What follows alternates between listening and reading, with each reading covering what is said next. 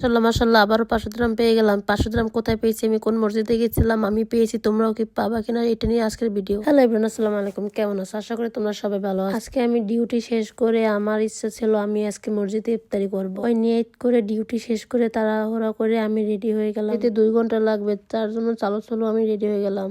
অনেক কিছু শিখতে পারবে, এই জায়গায় ইফতারি করেছি, কখন গেলে বেটার হবে, সবকিছু নিয়ে আজকের ভিডিও। আমি রওনা দিয়েছি আবুধাবির উদ্দেশ্যে। তোমরা সবাই জানো যে আমি আলাইনে থাকি, থেকে আবুধাবিতে যদি যাই 2 ঘন্টা লাগে। এর উদ্দেশ্য এটা ছিল যে ভালো একটা দিন কাটাবো, এতটা ভালো কাটবে দিনটা জীবনও কল্পনা করি না। এটা হলো আবুধাবির শেখ জায়েদ মসজিদ।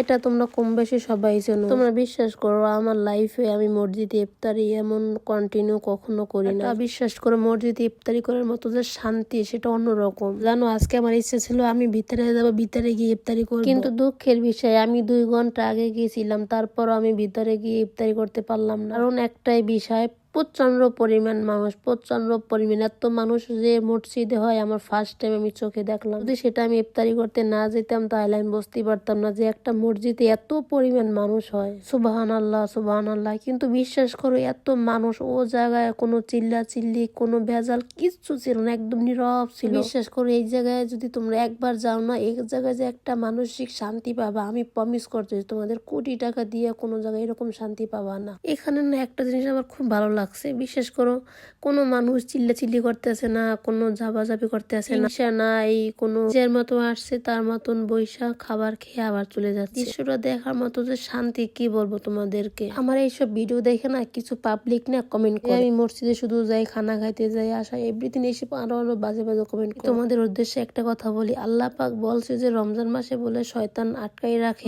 যে কিছু কিছু মানুষ আছো যে এই রমজান মাসটাও মানুষের ভিডিওতে যাইয়া ব্যাড কমেন্টস করো, আল্লাহ কি তোমাদেরকে হেদায়েত করবে না? কারো পিছনে না লাইগা আগে তুমি তোমার দিকে তাকাও, আমি কেমন আগে সেটা দেখো। আর 90% ভাইয়ারা এত সুন্দর কমেন্ট করে, আফুরা, মানে কি বলবো, পরানটা জুড়াইয়ে যায়। তারা এত পরিমাণ আমাকে সাপোর্ট করে, আমি বুঝতে পারতাম না যে আমাকে তারা এত পরিমাণ ভালোবাসে। এই মসজিদের ভিডিও না দিলে আমি কখনো বুঝতে পারতাম না যে আমার এই যে মানুষগুলো এত পরিমাণ ভালোবাসে। এই ভিডিওর মাধ্যমে আমি তোমাদের কাছে একটা প্রমিস করতে চাই। মাঝখানে সবাই জানো আমি কিছু মেয়ে ছেলেদের সাথে মিলে ভিডিও বানাইছি, এটা আমার বানানো উচিত হয় না, কারণ আমি একটা মেয়ে মানুষ। বিশেষ করে আমি প্রবাসে আইছি কাজ করতে, করে আমার ফ্যামিলির কথা মাথায় রাখা উচিত ছিল। আমি যে তাদের সাথে এগুলো ভিডিও করি, আমি একা একা করি ঠিক আছে, বাট এই যে লোকজনের সাথে মিলামিশা যে ভিডিও করি, এগুলো কতটা ভালো কতটা খারাপ, এটার জন্য আমি আসলে তোমাদের কাছে দুঃখিত। আমি আজকে রমজান মাস, আমি তোমাদের কাছে মন থেকে বলতে আসি, আই এম রিয়েলি সরি। ওই ভিডিও দেখে তোমরা অনেকে আমাকে ব্যাড কমেন্টস করছো, আর অনেকে আমাকে নিয়ে টোল